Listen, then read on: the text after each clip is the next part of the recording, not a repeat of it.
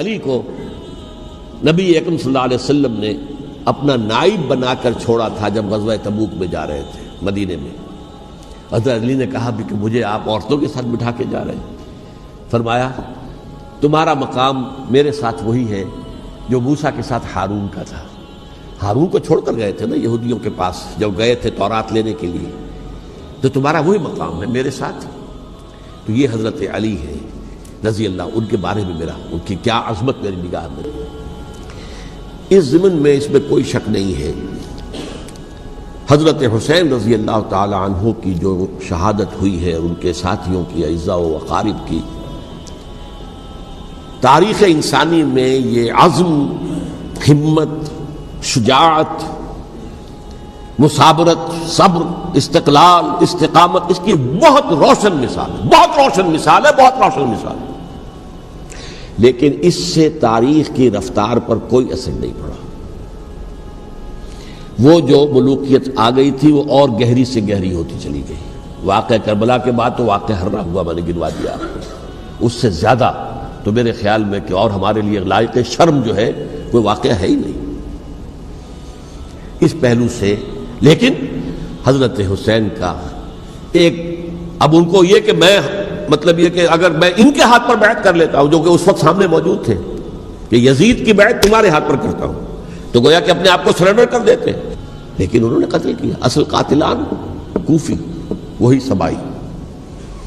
البتہ یہ ہے کہ اس واقعے کی جو یادگار ہے اس میں کوئی شک نہیں ہے کہ اس نے مسلمانوں میں سے ایک گروہ کے دل میں قربانی اور شہادت کا جذبہ بہت پیدا کیا، اس میں کوئی شک نہیں۔ اور جس طریقے سے کہ عاشورہ محرم میں یاد منائی جاتی ہے، جس طریقے سے اس نے اہل تشیع کے اندر قربانی کا جذبہ بے انتہا پیدا کر دیا کہ دیکھیے حضرت حسین رضی اللہ تعالی عنہ کی اس شہادت کے بعد،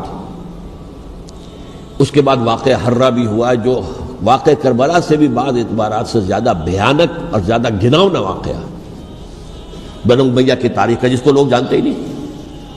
مدینہ کے کچھ لوگوں نے بغاوت کی اور انہوں نے اس کے خلاف فوج بھیجی، اور فوج کو جب مدینہ فتح کر دیا 3 دن کے لیے حلال کر دیا، جو چاہو کرو، یہاں جسے چاہو مارو، جسے چاہو لوٹو، جس کا گھر چاہو برباد کرو، جس عورت کو چاہو ریپ کرو۔ اور یہ مدینہ النبی کے اندر ہوا، تو کاٹ کھانے والی ملوکیت کے اندر بہت سے واقعات ہوئے۔ عبداللہ ابن زبیر کھڑے ہوئے، انہوں نے حکومت قائم کی تھی، لیکن یہ کہ وہ تو 6 سال کے لیے کامیاب بھی رہے، ایک حکومت قائم کی، بنو امیہ کے ہاتھ پر بیعت نہیں کی، بالآخر ان کی حکومت بھی ختم ہو گئی۔ پھر حضرت زید کھڑے ہوئے، انہوں نے بغاوت کی، وہ بھی ناکام رہ گئے۔ پھر بنو عباس میں کھڑے ہوئے حضرت نفس زکیہ، حضرت حسن رضی اللہ تعالیٰ عنہ کے اولاد میں سے، وہ بھی ناکام ہو گئے، شہید ہو گئے۔ پھر یہ سمجھ لیا گیا کہ اب یہ جہاں تک 6ٹھی منزل ہے وہ تو دوبارہ تعمیر نہیں ہو سکتی، یہ تو جس کی لاٹھی اس کی بھینس، جس کے پاس طاقت ہوگی اس کی حکومت ہوگی، جس کا قبیلہ زیادہ قوی ہوگا، جس قبیلے میں زیادہ عصبیت ہوگی، مضبوط ہوگا، متحد ہوگا، طاقتور ہوگا، اسی کی حکومت ہوگی۔ البتہ اس کے نیچے لوگوں کے اخلاق کی اصلاح کرو۔ صوفیاء کرام نے وہ کام اپنے ذمے لیا، اور بالکل وہی کام ہے کہ جو ائمہ اہل بیت کرتے رہے۔ حضرت حسن کی اولاد میں پھر حضرت علی بن حسین رضی اللہ تعالی، حضرت حسین کی اولاد میں پھر امام محمد باقر، امام محمد جعفر صادق، اور اس کے بعد بھی 5 اور، کسی نے بغاوت نہیں کی۔ جیسے علماء کرام کام کر رہے تھے اور جیسے صوفیاء کرام کام کر رہے تھے، ایسے ہی وہ مسلمانوں کی علمی تربیت، روحانی تربیت و تزکیہ کر رہے تھے، کسی نے حکومت کو چیلنج نہیں کیا۔ نوٹ کر لیجیے اس بات کو۔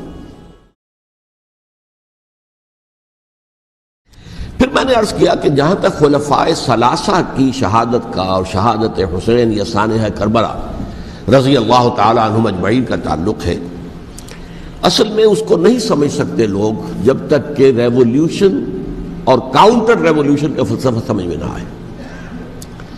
جب کسی ملک میں، کسی خطہ ارضی میں کوئی انقلابی تحریک چل رہی ہوتی ہے، ظاہر بات ہے ابتدا میں تو انقلابی لوگ چند ہوتے ہیں، کمزور ہوتے ہیں، ضعیف ہوتے ہیں، ان سے کوئی خطرہ محسوس نہیں ہوتا، لیکن کشاکش کے دوران ایک وقت آ جاتا ہے کہ پھر جو مخالف انقلاب ہیں وہ یہ سمجھ بیٹھتے ہیں، سمجھ جاتے ہیں کہ اب ہماری پیش نہیں جا رہی، اب ہمارا بس نہیں چلے گا، لہذا سر جھکا دو۔ اسے پنجابی محاورے میں کہا جاتا ہے نیوی پاؤ، اس وقت تو وقت کو گزارو۔ اب اس کے بعد پھر کوئی موقع ملا تو دیکھیں گے کہ اس انقلاب کو ہم انڈو کر سکیں، کاؤنٹر ریولوشنری موومنٹس۔ یہ اصل میں فلسفہ سمجھ میں نہ آئے اور ریولوشن کا فلسفہ سمجھ میں نہ آئے تو سیرت النبی سمجھ میں نہیں آ سکتی۔ منہج انقلاب نبوی میری کتاب ہے، اس کو پڑھیے تو سیرت کا وہ تجزیہ آپ کے سامنے آئے گا جو آپ کی آنکھیں کھول دے گا کہ سیرت کو ہم کیا سمجھتے رہے اور سیرت اصل میں ہے کیا۔ بہرحال یہ کاؤنٹر ریولوشنری موومنٹس تھیں کہ جب عرب میں حضور کو فیصلہ کن قوت حاصل ہو گئی تو جو بھی مخالفین تھے انہوں نے سر جھکا لیا، سرنڈر کیا، اسلام لے آئے، گویا کہ چھپ گئے اسلام کے لبادے میں۔ لیکن وہ تھے اسی طاق میں کہ پھر کبھی موقع ملے تو پھر ہم اس نظام کو دہو بالا کر دیں، تلپٹ کر دیں۔ یہ رد عمل سب سے پہلے خود عرب کے اندر پیدا ہوا، کیونکہ مشرکین عرب کو جب سورہ توبہ کی پہلی 6 آیات نازل ہوئی ہیں جن میں الٹیمیٹم دے دیا گیا کہ اب کسی مشرک قبیلے سے کوئی معاہدہ اللہ کا اور اس کے رسول کا نہیں ہوگا، تمہیں 4 مہینے کی مہلت دی جا رہی ہے، یا ایمان لے آؤ اور یا تمہیں قتل کر دیا جائے گا۔ یہ بہت سخت آیات ہے قرآن کی، سورہ توبہ کی ابتدائی 6 آیات، اور حضرت علی رضی اللہ تعالیٰ عنہ کا کہنا یہ ہے کہ اس آپ کو معلوم ہے کہ مصحف میں یہ واحد صورت ہے جس سے پہلے بسم اللہ الرحمن الرحیم نہیں لکھی بھی آپ کو نظر آتی، باقی 113 صورتوں کے شروع میں بسم اللہ الرحمن الرحیم ہے۔ تو کیا وجہ ہے یہاں کیوں نہیں ہے؟ حضرت علی کا فرمانا ہے کہ یہ صورت تو تلوار ہاتھ میں لے کر اتری ہے، اور بسم اللہ الرحمن الرحیم میں اللہ تعالیٰ کے 2 اسماء ہیں، الرحمن الرحیم، تو یہ گویا کہ اس سے متضاد صورتحال ہے کہ اب تمہارے لیے آخری موقع ہے، یا ایمان لے آؤ اور یا قتل کر دیے جاؤ۔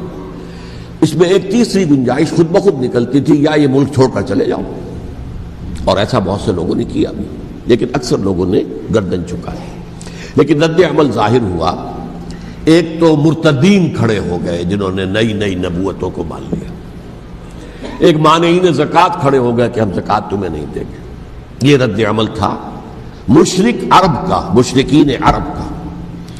اور حضرت ابو بکر رضی اللہ تعالیٰ عنہ کے دفتر فضائل کا یہ بڑا اہم باب ہے، ود این آئرن فسٹ، حالانکہ وہ بہت رقیق القلب، کمزور، نحیف الجثہ انسان تھے، لیکن یہ کہ عظیمت کوہ ہمالیہ جو ہے ان کے اندر ظاہر ہوئی ہے، ود این آئرن فسٹ انہوں نے ان ساری جو رد عمل کی جو تحریکیں تھی انہیں کچل کر رکھ لیا، اور پھر پورے عرب کو گویا کہ اثر نو اس میں اسلام کے نظام کو کنسولیڈیٹ کر کے حضرت عمر کے حوالے کر دیا رضی اللہ تعالیٰ عنہ۔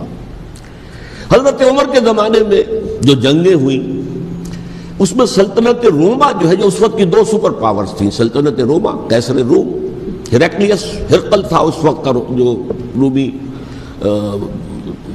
جو قیصر روم تھا، حکمران تھا، شہنشاہ تھا، اور دوسری طرف ایرانی مملکت تھی، خسرو پرویز تھا۔ لیکن یہ کہ عیسائیت کے ساتھ اسلام کا اس طرح کا تصادم نہیں ہوا تھا حضور کے زمانے میں، بلکہ نجاشی رحمۃ اللہ علیہ نے تو مسلمانوں کو پناہ دی تھی۔ مقوقس پیٹریارک جو تھے اس کے الیگزینڈریا کے، انہوں نے حضور کے جو نامہ مبارک گیا تھا اس کا بہت اکرام کیا، تکریم کی، تحفے بھیجے حضور کی خدمت میں۔ ہرقل نے بھی کوشش کی تھی کسی طریقے سے، جیسے کوئی 250 برس پہلے یا 300 برس پہلے، 300 برس پہلے جیسے کانسٹنٹائن جو ایمپرر تھا روم کا، اس نے عیسائیت قبول کی تھی اور ساری سلطنت عیسائی ہو گئی تھی، لہذا اس کی سلطنت باقی رہی، اس کی حکومت باقی رہی۔ اسی طرح ہم سب مسلمان ہو جائیں، لیکن اس میں وہ ناکام ہو گیا۔ لیکن یہ کہ کوئی اس نے کنفرنٹیشن نہیں کی حضور سے۔ البتہ ایران کا معاملہ یہ تھا کہ اس کے پرخچے اڑ گئے، اس نے حضور کے نامہ مبارک کو چاک کیا تھا، حضور نے فرمایا جب اطلاع ملی کہ اس نے اپنی سلطنت کو چاک کر دیا ہے، اس کے ٹکڑے کر دیے۔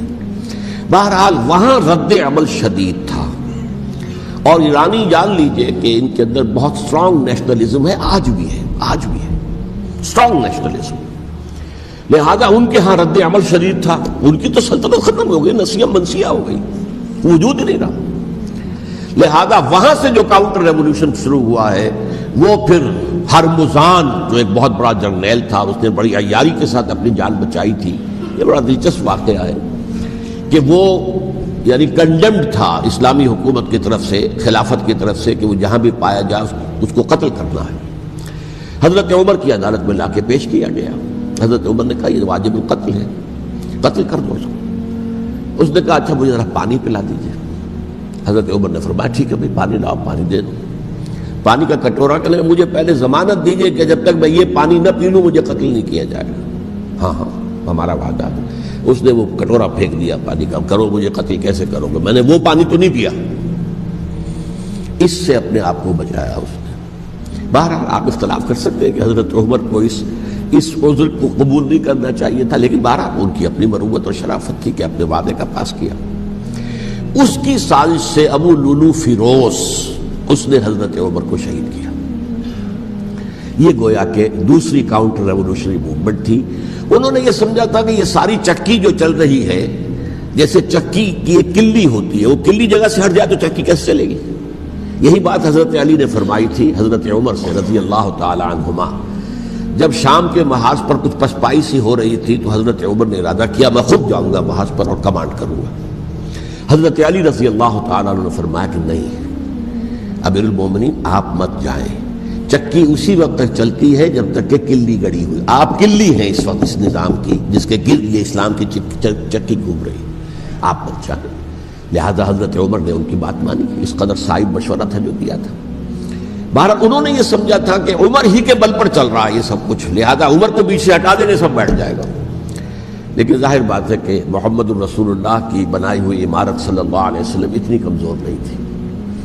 اس کے بعد حضرت عمر کے انتقال کے بعد حضرت عثمان کا انتخاب ہوا، اور حضرت عثمان کے بھی 10 سال پہلے جو ہے وہ بالکل حضرت عمر کی جو دور خلافت ہے اس کے بالکل مشابہ ہے، مماثلی۔ ہمارے ذہنوں میں یہ تصور بٹھا دیا گیا ہے کہ سارے 12 سال شاید فتنہ ہی فتنہ رہا، فساد ہی فساد رہا، دنگا رہا، لڑائی رہی۔ نہیں، 10 سال پورا امن، اور جس طریقے سے فتوحات کا سیلاب حضرت عمر کے زمانے میں جا رہا تھا اسی طریقے سے حضرت عثمان کے 10 سالوں کے دوران گیا۔ آخری 2 سالوں میں ایک فتنہ اٹھا ہے، یہ فتنہ کیا ہے اس کو سمجھ لیجیے۔ مذاہب کی جو 3 سے کنفرنٹیشن ہوئی تھی، ایک تو یہ کہ مملکتوں میں سے مملکت ہرقل، مملکت روم، مملکت ایران، رومی سلطنت کی 2 ٹانگیں مسلمانوں نے توڑ دی، شمالی افریقہ سے نکال دیا، مغربی ایشیا سے نکال دیا، لیکن یورپ میں وہ قائم تھا، اس کی سلطنت تھی، لیکن ایرانی سلطنت کا بالکل تیا پاچا ہو گیا، ختم ہو گیا۔ اسی طریقے سے 3 مذاہب سے کنفرنٹیشن ہوئی، مشرکین عرب سے، اس کا میں بیان کر چکا ہوں، ان کا پہلا وار حضرت ابوبکر کے عہد خلافت میں ہو گیا۔ دوسرے جو عیسائیوں کا معاملہ تھا ان سے بھی کوئی تصادم نہیں ہوا حضور کے حیات طیبہ کے دوران، لیکن جو یہودیت بطور مذہب، اس کو ظاہر بات ہے کہ اسلام نے اس کو ختم کیا تھا کم سے کم جزیرہ نما عرب سے۔ مدینے میں 3 قبیلے تھے جو اپنی غداری کی وجہ سے اور اپنی صلح کو توڑنے کے جرم کی پاداش میں 2 نکالے گئے، اور تیسرا جو ہے اس کے تمام جو جوان افراد تھے انہیں قتل کیا گیا۔ پھر خیبر پر حملہ کیا گیا اور خیبر کو جو ہے فتح کیا گیا، وہ یہودیوں کا بہت بڑا گڑھ تھا، اور جو مدینے سے نکالے گئے تھے وہ بھی وہیں جا کر مقیم ہو گئے تھے۔ تو اس اعتبار سے، اور پھر یہودی اپنے آپ کو سمجھتے تھے اللہ کی طرف سے دنیا میں جو نمائندہ جو ہے امت وہ ہم ہیں، اب انہیں معزول کر کے امت محمد کو وہاں پر کھڑا کر دیا گیا صلی اللہ علیہ وسلم۔ لہذا وہ بہت زیادہ جو سمجھیے ایگریوڈ، سب سے زیادہ جن کو گزند پہنچا ہے حضور کے دست مبارک سے، وہ یہودی تھے۔ لہذا ان کا جو رد عمل آیا ہے وہ ہے جس کے نتیجے میں حضرت عثمان شہید ہوئے، حضرت علی شہید ہوئے، حضرت حسین شہید۔ اب اس چیز کو اچھی طرح سمجھیے، یہ جو رد عمل ہے یہ ایک شخص کے ذریعے سے آیا، اور اسی لیے بعض لوگ یہ سمجھتے ہیں کہ یہ خامخواہ کی کہانی ہے، کیا ایک آدمی اتنا بڑا کام کر سکتا؟ عبداللہ ابن سبا ایک یہودی جو اسلام کا لبادہ اوڑھ کر حضرت عثمان کے عہد خلافت میں مدینے میں آ گیا، ٹھیک، اس کے بارے میں تو میں بعد میں عرض کروں گا، لیکن ایک شخص کیا کچھ کر سکتا ہے اس کی مثال میں سب دے دوں آپ کو۔ پہلے حضرت مسیح علیہ السلام کے پورے دین کو ایک شخص نے ختم کر دیا، سینٹ پال جسے دنیا جانتی ہے جس کے نام سے، توحید کو تثلیث میں بدل دیا۔ حضرت عیسیٰ علیہ السلام تو توحید کی تلقین کر کے گئے تھے، توحید ختم، تثلیث آ گئی۔ جس میں پہلے باپ ماں اور بیٹا تھے، اس کے بعد باپ بیٹا اور روح القدس ہو گئے، تثلیث۔ نمبر 2، شریعت موسوی کو ساقط کر دیا، لہذا اب پالزم جو ہے، کرسچینٹی نہیں رہی، وہ حضرت عیسیٰ کو کہہ کر گئے تھے کہ شریعت موسوی تم پر لاگو رہے گی، نافذ رہے گی، ساقط کر دیا۔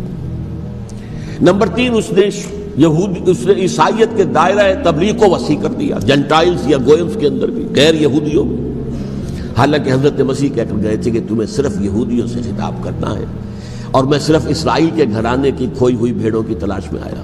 اب آپ دیکھیے حضرت مسیح کے فوراً بعد اور حضرت مسیح کی زندگی کے دوران جب تک کہ وہ موجود تھے، وہ بدترین دشمن تھا حضرت مسیح علیہ السلام کا۔ بعد میں لبادہ اڑا، اور یہ کہ مجھے مکاشفہ ہوا ہے، مکاشفے میں مسیح سے میری ملاقات ہوئی ہے، میں ان پر ایمان لے آیا ہوں، اور پھر اس نے اپنے زہد اور دینداری کا جو بھی فراڈ تھا اس کے نتیجے میں اپنی حیثیت بنا لی، دین مسیحی کو بالکل ختم کر دیا۔ آج کہاں ہے وہ دین مسیحی؟ دی 100 کے مصنف نے بھی صاف لکھا ہے کہ جب تک حضرت مسیح دنیا کے اندر موجود تھے، عیسائیت کی حیثیت یہودیت نے ایک فرقے سے زیادہ نہیں تھی، یہودیوں کا ایک فرقہ، ایک جماعت، بس۔ یہ سینٹ پال ہے جس نے اسے ایک مستقل مذہب کی حیثیت اختیار کی ہے، تو اٹ شوڈ بی کالڈ پالزم، اور یہ ایک آدمی کا کارنامہ۔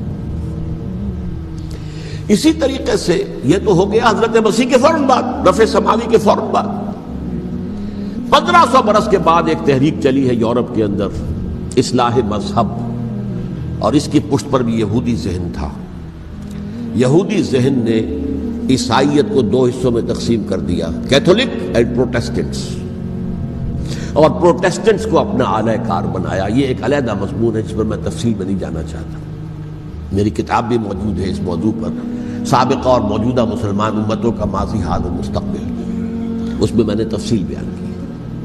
یہ جو تقسیم ہوا ہے تو وہ پہلی بات ایک یہودی، جیسے کہ علامہ اقبال نے، مارکس بھی تو ایک یہودی تھا نا، تو ابلیس کی مجلس شورا میں بڑا پیارا شعر ہے، وہ یہودی فتنہ گر، وہ روح مصدق کا بروز، ہر قبا ہونے کو ہے اس کے جنون سے چاک چاک۔ یہ ایک یہودی فتنہ گر مارکس نے وہ تصور دنیا کو دیا جس نے عظیم انقلاب برپا کیا روس کے اندر، بولشوک ریولوشن، اور جو پھر آدھی دنیا تک پھیل گیا۔ آج سے 50 سال پہلے امریکہ کانپتا تھا، روس کے سامنے کھڑا ہوا کانپ رہا تھا، اس لیے کہ روس سائنٹیفک ترقی میں امریکہ سے بہت آگے تھا، اس کے ایسٹروناٹس پہلے گئے ہیں خلا کے اندر، امریکہ تو بہت پیچھے تھا۔ بہرحال اس نے جس طریقے سے USSR کا خاتمہ کرایا ہے وہ ایک علیحدہ بات ہے، میں اس وقت اس طرف نہیں جانا چاہتا، لیکن جان لیجئے کہ وہ ایک شخص کا کارنامہ، وہ یہودی فتنہ گر، وہ روح مصدق کا بروز، ہر قبا ہونے کو ہے اس کے جنون سے تار تار۔ اسی طرح وہ عبداللہ ابن سبا، یہودی فتنہ گر۔ آج اہل تشیع میں سے بعض حضرات کہتے ہیں کہ یہ عبداللہ ابن سبا یہ تو افسانوی شخصیت ہے، اس کی حقیقت کوئی تھی ہی نہیں، حالانکہ ان کی اپنی کتاب میں رجال کشی کے اندر اس کا ذکر موجود ہے، اور یہ بھی موجود ہے کہ حضرت علی رضی اللہ تعالیٰ عنہ نے اپنے عہد خلافت میں اسے زندہ جلوایا ہے۔ اس کی وجہ کیا تھی؟ یہ آیا مدینے کے اندر اسلام کا لبادہ اوڑھ کر، اس نے چند عقیدوں کی اشاعت شروع کی۔ سب سے پہلے حضرت علی تو خدا ہیں، گاڈ انکارنیٹ، اوتار کا تصور، جیسے ہندوؤں میں ہے رام چندر جی خدا کا اوتار، اور عیسائیت میں بھی پہلے گاڈ انکارنیٹ کا تصور تھا کہ حضرت مسیح خدا کا اوتار ہے، انکارنیشن آف گاڈ۔ تو اس نے کہا کہ حضرت علی تو خدا کا اوتار ہے، خدا ہے۔ نمبر 2، اس نے کہا کہ ہر نبی کا ایک وصی ہوتا ہے جس کے حق میں وہ وصیت کرتا ہے، تو حضور صلی اللہ علیہ وسلم کے وصی حضرت علی ہیں، لہذا خلیفہ تو اول روز سے حضرت علی ہیں، حضرت ابو بکر، حضرت عمر، حضرت عثمان یہ تو غاصب ہے، اور حضرت عثمان کی خلافت تھی اس وقت تو خاص طور پر۔ پھر اس نے جو قبائلی عصبیت تھی اسے بھڑکایا۔ پرانی جو عصبیت چل رہی تھی قریش کے اندر، وہ 2 گھرانے ایک دوسرے کے مد مقابل تھے۔ دیکھیے، ایک ہوتا ہے قبیلہ، ایک ہوتا ہے گھرانہ۔ ہمارے پنجاب میں ایک قبیلہ ہے وٹو قبیلہ، اس کے گھرانے بہت سے، مانے کے، لالے کے، سجے کے، شامت کے، یعنی کوئی لالا تھا ان میں سے بڑا، ان کے بیٹے ہو گئے لالے کے، ان کی اولاد، خاندان یہ کہلاتے ہیں۔ قبیلہ ہے یہ وٹو قبیلہ۔ تو قبیلہ تھا قریش، اس میں گھرانے بہت تھے، بنو ہاشم، بنو امیہ، بنو تیم، بنو عدی، یہ بہت سے گھرانے تھے۔ تو چوٹی کے دو گھرانے جو تھے وہ بنو ہاشم اور بنو امیہ، ان کے درمیان چپقلش تھی، مقابلہ، مسابقت، اور یہ مسابقت فی الخیر بھی ہوتی تھی۔ اگر انہوں نے غریبوں کو کھانے کھلائے ہیں تو ہم ان سے بڑھ کر کھلائیں گے، اگر وہ حاجیوں کی خدمت کرتے ہیں تو ہم ان سے بڑھ کر کریں گے۔ تو ان کے اندر یہ مسابقت فی الخیر بھی تھی، لیکن چپقلش تھی کہ کوئی ہم سے آگے نہ نکل جائے، وہ سمجھتا تھا وہ آگے نہ نکل جائے۔ پر اس شخص نے اس پرانی عصبیت کو تازہ کیا کہ حضور تو بنو ہاشم میں سے تھے، لہذا خلافت حق ہے بنو ہاشم کا، یہ غاصب ہے۔ اس سے پہلے دو خلفاء جو تھے وہ نہ بنو ہاشم سے تھے نہ بنو امیہ سے تھے۔ حضرت ابوبکر بنو تیم میں سے تھے، چھوٹا قبیلہ تھا۔ حضرت عمر بنی عدی میں سے تھے، وہ بھی چھوٹا قبیلہ تھا۔ یہ حضرت عثمان پہلے خلیفہ جو بنو امیہ میں سے تھے، جن کی پرانی چپقلش بنو ہاشم سے تھی۔ اب اس کو موقع مل گیا کہ پرانی قبائلی عصبیت کو بھڑکائے۔ یہ ہے اصل میں اس فتنے کا پس منظر عبداللہ ابن سبا نے جو آ کر پھیلایا ہے، اور اس کی تفصیل میں اس وقت میں نہیں جا سکتا، کیسے یہ فتنہ پروان چڑھا، کیا انہوں نے اسٹریٹجی اختیار کی، کہ یہ کیا کرتے تھے، گروہ بنا کر بھیجتے تھے لوگوں کو، کوفے میں جاؤ تو وہاں پر دمشق کے گورنر کے خلاف اور مصر کے گورنر کے خلاف الزامات لگاؤ، اس نے یہ کیا، وہ غبن کر گیا، وہ یہ کر گیا، وہ خیانت کر رہا ہے، وہ رشتہ داروں کو پال رہا ہے، اور عثمان کے خلاف بھی تقریریں کرو رضی اللہ تعالی عنہ۔ دمشق میں جاؤ تو کوفے کے گورنر کے خلاف، کیونکہ دمشق کے گورنر کے خلاف بات کرو گے تو لوگوں کو معلوم ہوگا کہ یہ جھوٹ بول رہے ہیں، لیکن یہ کہ وہاں تو تم بات کرو کوفے کے گورنر کے خلاف اور مصر کے گورنر کے خلاف اور حضرت عثمان کے خلاف۔ مصر میں جاؤ تو بات کرو کوفے کے اور شام کے گورنر کے خلاف اور حضرت عثمان کے خلاف۔ یہ انہوں نے ایسا اٹھایا، اور اس زمانے میں آپ کو معلوم ہے ذرائع رسل و رسائل تھے نہیں، نہ اس فتنے کی پتہ چل سکا جب تک کہ وہ فتنہ جو ہے پوری طرح برگ و بار لا کر تراور درخت نہیں بن گیا۔ اس کے نتیجے میں حضرت عثمان رضی اللہ تعالی عنہ شہید ہوئے، اور خلیفہ پھر حضرت علی رضی اللہ تعالی عنہ کو انہی سوائیوں نے، جنہوں نے گھیراؤ کیا تھا، جنہوں نے حضرت عثمان کو شہید کیا ہے، یہی حضرت علی رضی اللہ تعالیٰ عنہ کے ارد گرد ہو گئے۔ اور حضرت علی رضی اللہ تعالیٰ عنہ بھی نہیں چاہتے تھے خلافت کی بیعت لینا، لیکن آخر کیا کرتے؟ کیا وہ امت کو بغیر خلیفہ کے چھوڑ دیتے؟ حضرت زبیر سے کہا گیا، انہوں نے نہیں مانا، رد کر دی بات۔ حضرت طلحہ سے کہا گیا، انہوں نے نہیں مانا۔ حضرت علی سے کہا گیا، اب عشرہ مبشرہ میں سے یہی تو تھے نا، لہذا انہوں نے تسلیم کر لیا، خلافت ہو گئی۔ لیکن اس کے بعد جو خانہ جنگی ہوئی ہے، اس خانہ جنگی کے نتیجے میں نوٹ کر لیجئے کہ 1,00,000 کے قریب مسلمان ایک دوسرے کی تلواروں اور نیزوں اور برچھیوں اور تیروں سے ختم ہو گئے، ہلاک ہو گئے۔ یہ ہماری تاریخ کا تاریک ترین باب ہے۔ 5 سال، 4.5 سال حضرت علی کی خلافت کے، اور 6 مہینے حضرت حسن کی خلافت کے رضی اللہ تعالی عنہ۔ اس سے کیا ہوا کہ ایک طرف تو اسلام کی جو توسیع ہو رہی تھی، تھمتا نہ تھا کسی سے سیل رواں ہمارا، وہ سیلاب رک گیا، انٹرنل سیبوٹاج ہو گئی نا، اب تو اندر ہی آپس ہی میں اگر دست و گریبان ہو گئے تو باہر اب کیا توسیع کرتے ہیں، وہ توسیع کا عمل رک گیا۔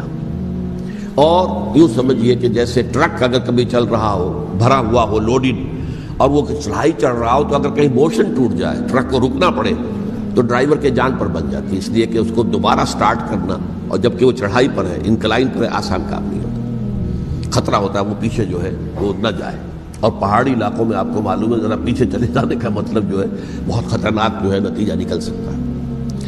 بہرحال حضرت علی رضی اللہ تعالیٰ عنہ نے اپنے خلافت میں ایک کام یہ کیا، اب اس کی کیا مصلحتیں تھیں یہ تو انہی کے علم میں ہوگا، ہم قیاس کر سکتے ہیں، اور میں اس میں نہیں جانا چاہتا۔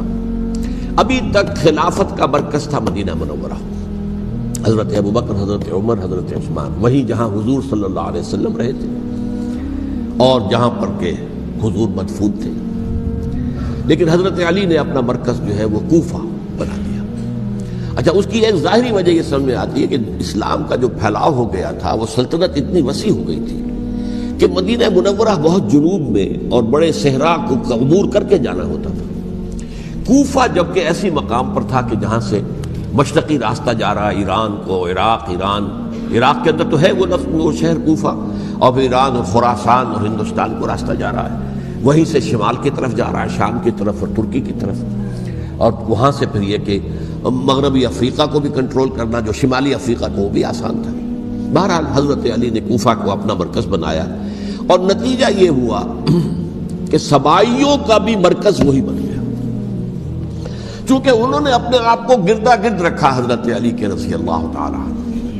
اب ظاہر بات ہے کسی پرٹیکولر پرسن کے خلاف تو کوئی مقدمہ موجود تھا نہیں، بلکہ جب جنگ جمل ہو رہی تھی، ابھی جنگ نہیں ہوئی تھی، حضرت عائشہ، حضرت طلحہ، حضرت زبیر وہ لے کر آئے تھے ایک لشکر اس مطالبے کے لیے کہ حضرت عثمان کے قاتلوں کو سزا دی جائے، قصاص لیا جائے۔ حضرت علی رضی اللہ تعالیٰ عنہ سے گفت و شنید ہو رہی تھی، حضرت علی جو ہے اس پر آمادہ ہو گئے کہ ٹھیک ہے، میں جو بھی قاتلین عثمان ہیں ان کو گرفتار کر کے سزا دوں گا۔ این اسی وقت کوفے کی مسجد کے اندر جو ہے 10,000 کا مجمع کھڑا ہو گیا، ہم سب قاتل عثمان ہیں، لو ہم سے بدلہ کہاں سے لوگے۔ اور انہوں نے کیا کیا، جاتے ہی جنگ چھیڑ دی، جب چھڑ جائے تو یا مرو یا مارو، اس کے علاوہ تو کوئی چارہ کار ہوتا ہی نہیں۔ ایک رات میں 10,000 مسلمان شہید ہوئے، جن میں 2 عشرہ مبشرہ میں سے حضرت زبیر اور حضرت طلحہ رضی اللہ تعالیٰ عنہ۔ تو یہ صورت تھی، سبائیوں نے گھیراؤ کیا حضرت علی کا رضی اللہ تعالیٰ۔ حضرت معاویہ دعوے دار نہیں تھے خلافت کے، قطعاً نہیں، ان کا صرف ایک دعویٰ تھا، اور وہ یہ تھا کہ عثمان کے قاتلوں کو گرفتار کرو، یا خود سزا دو یا ہمارے حوالے کرو، ہم اس سے قصاص لیں گے۔ اس لیے کہ قبیلہ بنو امیہ کا تھا، اور حضرت امیر معاویہ بنو امیہ میں سے، تو ایک خاندانی طور پر جو ہے ہم قصاص لیں گے ان سے جنہوں نے قتل کیا ہے حضرت عثمان کی۔ لیکن یہاں ظاہر بات ہے کہ حضرت علی رضی اللہ تعالیٰ عنہ کی طرف سے مطالبہ یہ ہوتا تھا، تم پہلے میری بیعت کرو، میرے ہاتھ مضبوط کرو تاکہ میں ان کے خلاف کوئی اقدام کر سکوں۔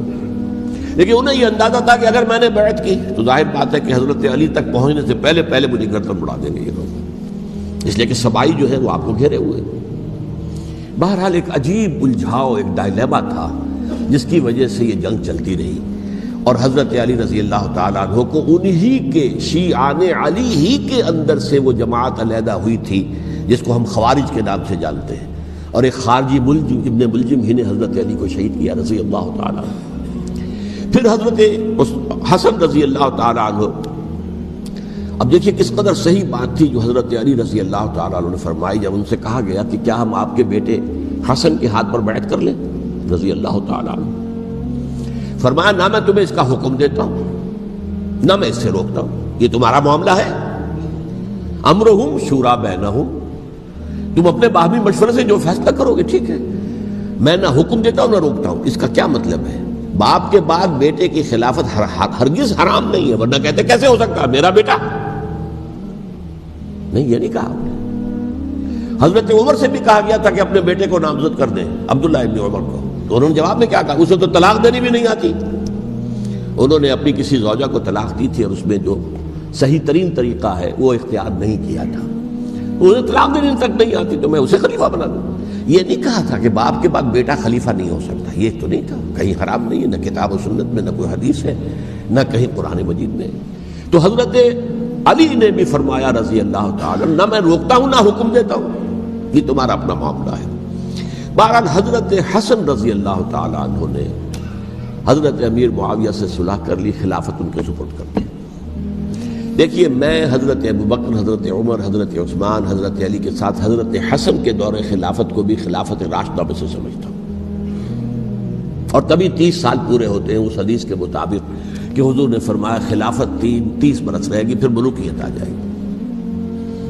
تو حضرت حسن کا بہت بڑا کارنامہ یہ ہے کہ اس خانہ جنگی کا دروازہ بند کر دیا، اور یہ پیشن گوئی تھی حضور کی صلی اللہ علیہ وسلم حضرت حسن کو جب بچے تھے حضور کے انتقال سے پہلے، میرا یہ بیٹا مسلمانوں کے 2 گروہوں میں صلح کرائے گا، یہ حضور کی پیشن گوئی تھی، اور وہ پیشن گوئی حضرت حسن کے علم میں بھی ہوگی یقیناً۔ بہرحال انہوں نے صلح کی حضرت امیر معاویہ کے ساتھ رضی اللہ تعالیٰ عنہ، خلافت ان کے حوالے کر دی، اور کچھ شرائط تھیں طے ہو گئی، اللہ خیر صلی اللہ۔ حضور کی تو یہ پیشن گوئی جو ہے صحیح ثابت ہوئی کہ میرا یہ بیٹا مسلمانوں کے 2 بڑے گروہوں کے درمیان صلح کرا دے گا، اور سبائیوں نے انہیں تانے دیے، یا عار المومنین، اے مومنوں کے لیے موجب عار، موجب شرم تم نے بزدلی دکھائی ہے، تم نے امیر معاویہ کو خلیفہ تسلیم کر لیا، تم نے بزدلی دکھائی، معاذ اللہ ثم معاذ اللہ ثم معاذ اللہ۔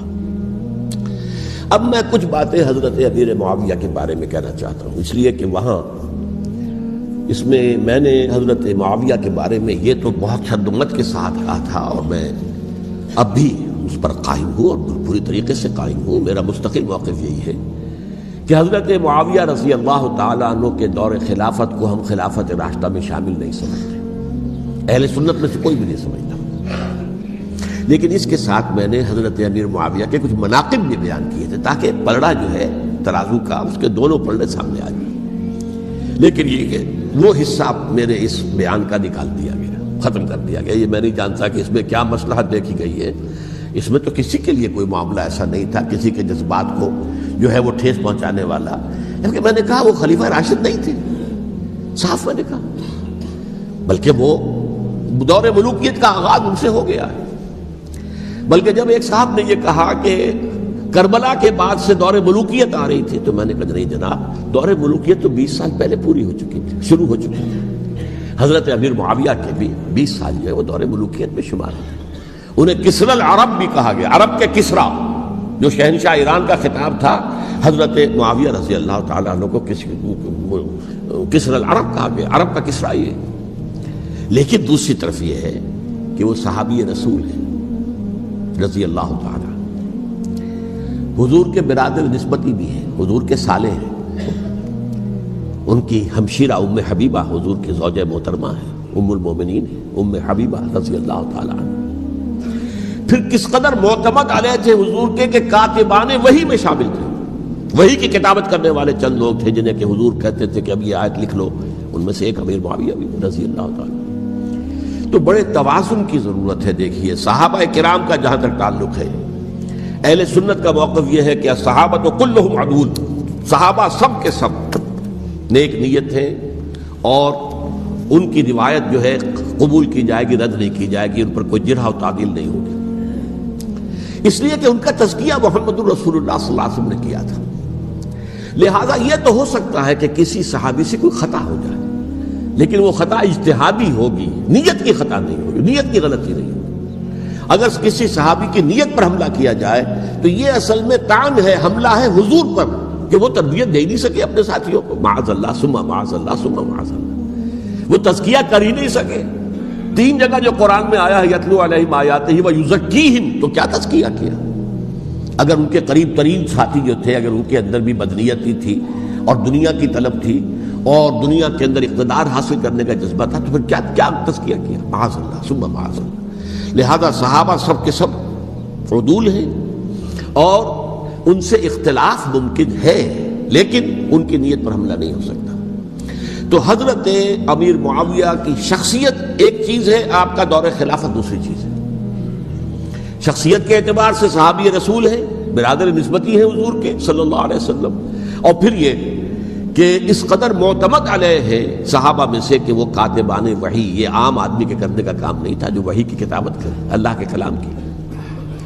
البتہ یہ ہے کہ جیسا کہ میں نے عرض کیا، ان کا دور خلافت راشدہ نہیں ہے، وہ ملوکیت کا دور ہے۔ یہ میں نے جیسا کہ عرض کیا، میں نے ایک صاحب نے جب یہ کہا کہ ملوکیت شروع ہو رہی تھی، میں نے کہا شروع نہیں ہو رہی تھی، ملوکیت تو 20 سال پہلے شروع ہو چکی تھی۔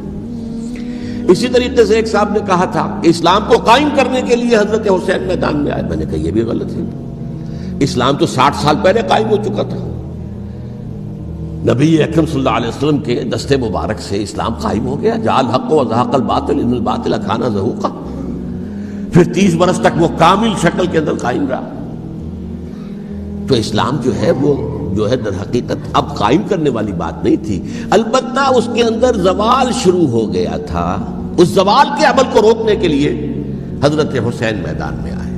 یہ ایک چیز کو صحیح تاریخی پرسپیکٹو میں رکھنا، تو جس طرح سے دین کو قائم کرنے کے لیے دیکھیں، قائم تو کیا محمد رسول اللہ صلی اللہ علیہ وسلم والذین معہ رضی اللہ تعالی عنہ، انہوں نے کیا تھا۔ ہاں اب جو ہے وہ اپنی اس شاندار حیثیت سے نیچے گرنے لگا تھا، وہ میں بعد میں عرض کروں گا کہ میں نے اسے کیا عرض کیا تھا کہ یہ اس زوال کو روکنے کے لیے کسی طریقے سے یہ اپنی اصل حقیقت پہ قائم رہے، یہ حضرت حسین رضی اللہ تعالیٰ عنہ کی سعی تھی۔ اچھا، حضرت امیر معاویہ کے جو 20 سال ہیں وہ پورے امن، سکون، اطمینان، کوئی جھگڑا، کوئی فساد، کوئی اختلاف، کوئی باہمی فانت نہیں، کچھ 20 سال۔ یہ بھی تاریخ کی بڑی چشم کشا حقیقت ہے جو عام طور پر لوگوں کے علم میں نہیں ہے۔ سبائی بھی دبکے رہے، حضرت امیر معاویہ کی حکومت اتنی مضبوط تھی، کنٹرول، کہ ان کو کچھ سر اٹھانے کا موقع نہیں ملا۔ موجود تھے، دبکے رہے، جیسا کہ میں نے کہا ریولوشن کے آخری مرحلے پر آ کر جو مخالفین ہیں وہ دب جاتے ہیں کہ پھر دیکھیں گے موقع ملے گا تو پھر لیں گے ان سے حساب کتاب۔ 20 سال رہے ہیں پورے امن کے۔ 10 سال کے بعد یعنی درمیان میں ہے حضرت امیر معاویہ کا عہد خلافت۔ ایک صحابی جو کہ بزرگ صحابہ میں سے ہیں، مغیرہ ابن شعبہ رضی اللہ تعالی عنہ، وہ آتے ہیں اور وہ کہتے ہیں کہ دیکھیے امیر المومنین، کتنی بڑی خانہ جنگی رہی تھی مسلمانوں کی آپس میں، اور اب بھی اگر آپ کسی کو نامزد کیے بغیر چھوڑ گئے امت کو تو پھر خانہ جنگی ہو جائے۔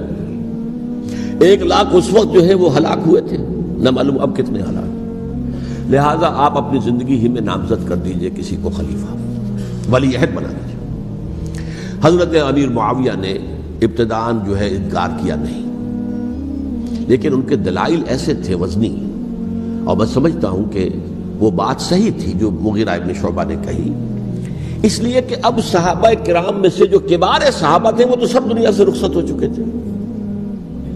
اب تو یا صغار صحابہ رہ گئے تھے جو حضور کے زمانے میں بچے تھے، حضرت حسن، حضرت حسین، عبداللہ ابن زبیر، یہ بچے ہی تھے نا، یا تو وہ تھے، اور یا بالکل نو مسلم تھے، اور نو مسلموں میں بڑی تعداد وہ تھی جو ایرانیوں کی تھی، شامیوں کی تھی، ادھر کی تھی، ادھر کی تھی، تو ان کو تو ظاہر بات ہے کہ تربیت نبوی سے کیا خلافت راشدہ سے بھی اکثر و بیشتر کو کوئی حصہ ملا ہی نہیں تھا۔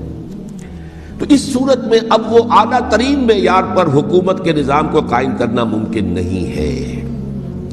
کوئی قبائلی عصبیت جب تک حکومت کی پشت پر نہیں ہوگی، حکومت مستحکم نہیں ہوگی۔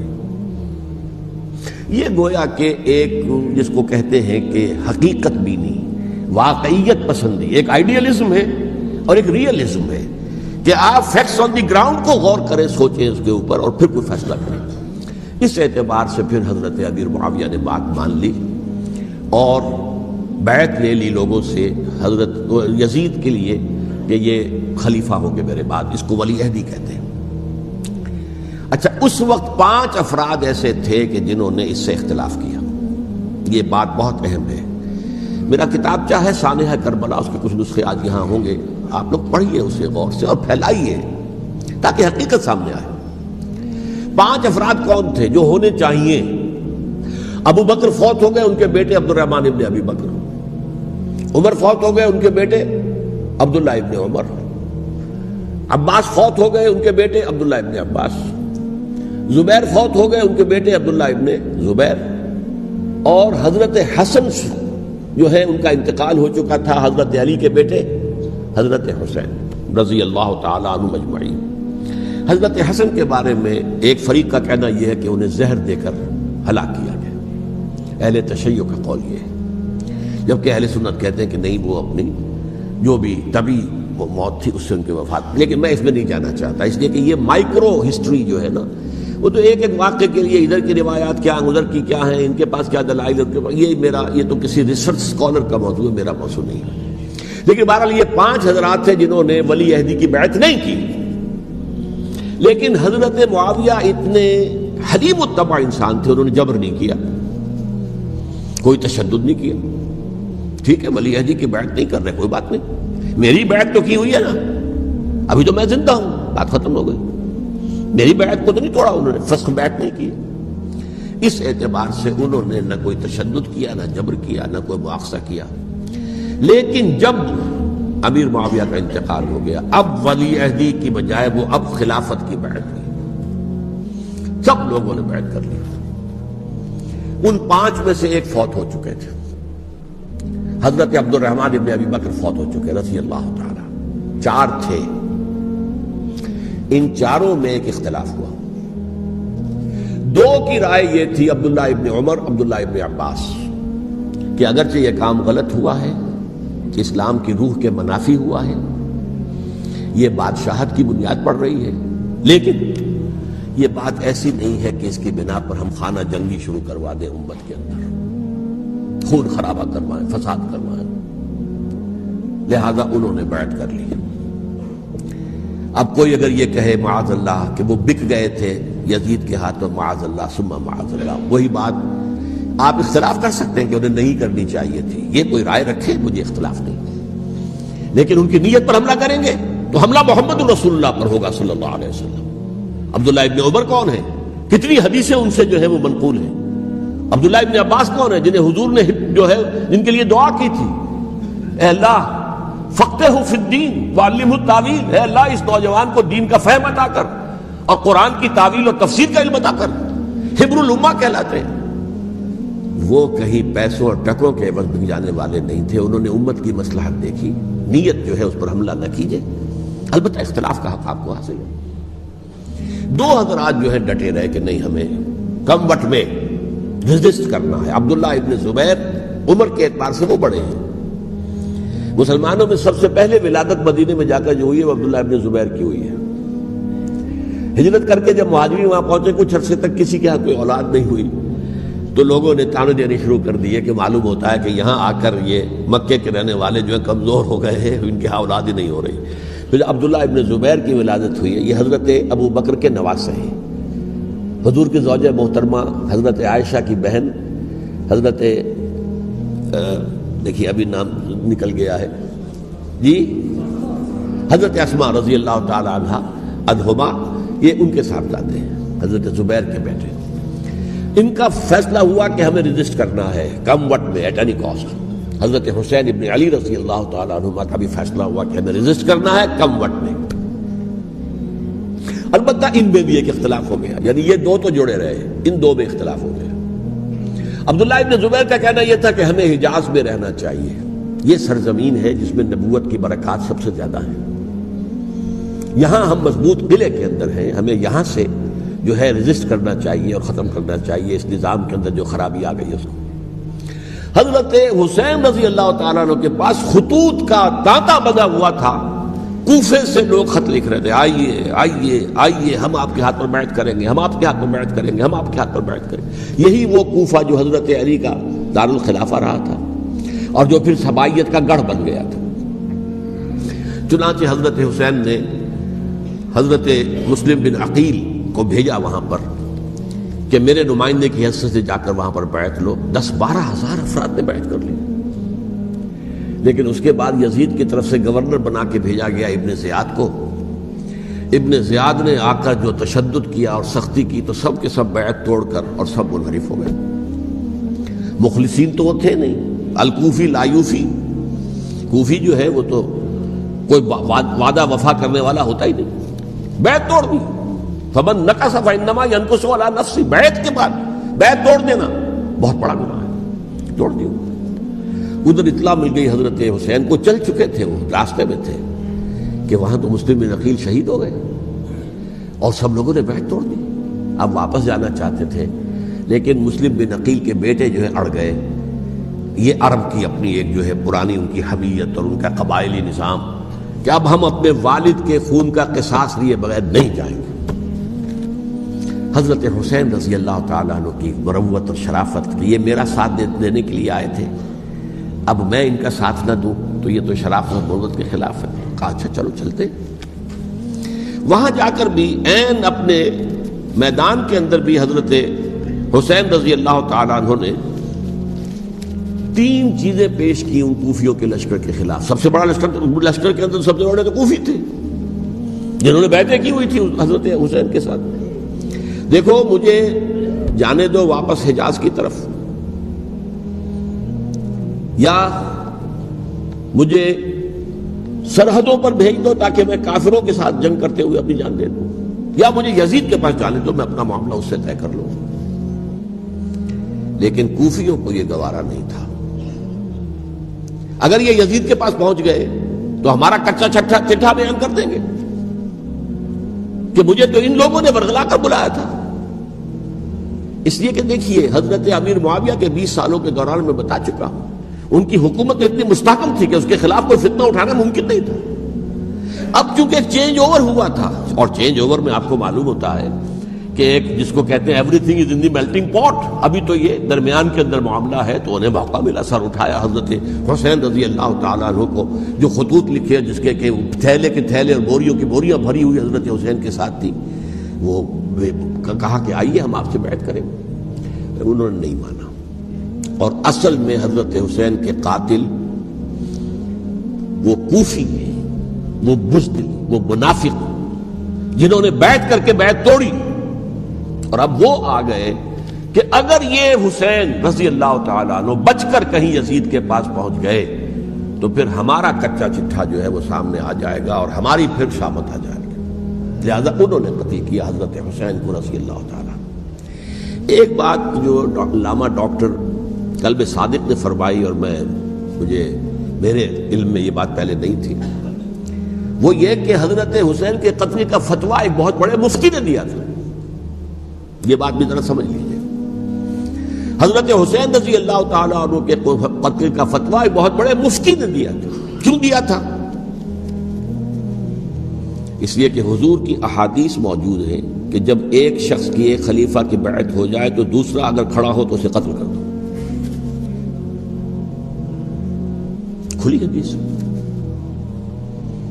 اسی لیے ایک بہت بڑے مفسر بھی ہیں، فقیہ بھی ہیں، قاضی ابن العربی رحمۃ اللہ علیہ. ایک ابن عربی ہیں الف لام کے بغیر، ابن عربی، وہ بہت بڑے صوفی ہیں، فلسفی ہیں، اندلس کے ہیں. یہ قاضی ابن العربی ہیں جنہوں نے قرآن کی ایک تفسیر لکھی ہے اس اعتبار سے کہ صرف ان آیات کی تفسیر جن سے کہ فقہی احکام جو ہیں ان کا استنباط ہوتا ہے. یہ دو تفسیریں اس طور سے لکھی گئی ہیں قرآن مجید کی. احکام القرآن ان کا نام ہے دونوں کا، جن میں سے ایک جو ہے قاضی ابن العربی کی ہے. ان کا ایک جملہ نقل ہوتا ہے، قتل الحسین بسیف جدہ، حسین قتل ہو گئے اپنے ہی نانا کی تلوار سے. وہ تلوار کیا تھی؟ جب کسی کی بیعت ہو چکی ہو پھر کوئی کھڑا ہو مدعی خلافت، قتل کر دو. میرے نزدیک حضرت حسین مدعی خلافت نہیں تھے. یہ بات اس وقت سامنے لوگوں کے نہیں آئی، بلکہ حکومت نے یہ باور کرا دیا کہ یہ تو باغی ہے، یہ مدعی ہے خلافت کے. انہوں نے تو دعویٰ نہیں کیا خلافت کا، وہ تو صرف اس عمل کو روکنے کے لیے میدان میں آئے تھے. اور اس بات کو اچھی طرح سمجھ لیجئے کہ اس وقت تک یہ جو تصور آج ہمارے پاس ہے کہ ریاست علیحدہ ہے، حکومت علیحدہ ہے. State of Pakistan, we are loyal to the state of Pakistan. ہم ریاست پاکستان کے وفادار ہیں، گورنمنٹ آف پاکستان کے وفادار نہیں ہیں. We are not loyal to the government. Government تو کبھی بے نظیر کی تھی، ہم اس کے خلاف تحریک چلا رہے تھے، یا کبھی کسی اور کی تھی اس کے خلاف تحریک چل رہی ہے، یا کبھی ضیاء الحق کی تھی اس کے خلاف تحریک چل رہی ہے. گورنمنٹ کو بدلنا تو عوام کا حق ہے. آج اس وقت نہیں تھا. اس وقت ریاست اور حکومت کا کوئی فرق نہیں تھا. لہذا جو حکومت سے اختلاف کرے گویا کہ باغی ہے. یہ ہے اصل میں وہ پیچیدہ مسئلہ کہ کیوں کسی مفتی نے فتویٰ دے دیا. اس لیے کہ اس وقت تک ریاست اور حکومت کا فرق واضح نہیں تھا دنیا پر. یہ تو ابھی کوئی 100-150 سال کی بات ہے کہ آج ہمارا جو پولیٹیکل سائنس کا ایولیوشن ہوا ہے وہ اسٹیج تک پہنچ گیا ہے کہ اسٹیٹ علیحدہ ہے، حکومت علیحدہ ہے. حکومت تو اسٹیٹ کے 3 آرگنز میں سے ایک آرگن ہے. ایڈمنسٹریشن حکومت کی ہے، جوڈیشری ہے اور لیجسلیچر ہے. 3 آرگنز ہیں بڑے بڑے، ان میں سے ایک ہے.